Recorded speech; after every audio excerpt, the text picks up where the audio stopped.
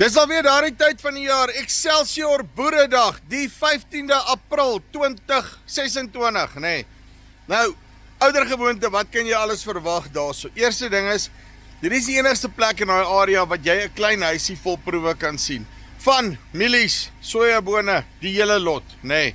Alles bymekaar, jy kan mooi kom kyk wat 'n cultivars doen die beste daarso en regtig, daai goeders is altyd in tip-top kondisie en ek dink hierdie jaar gaan niks anders ter wees nie. Ook 'n klein huisie vol toerusting en dan het hulle ook daai lekker waans en al die goeders, so jy ry sommer so van proef tot proef die hele lot.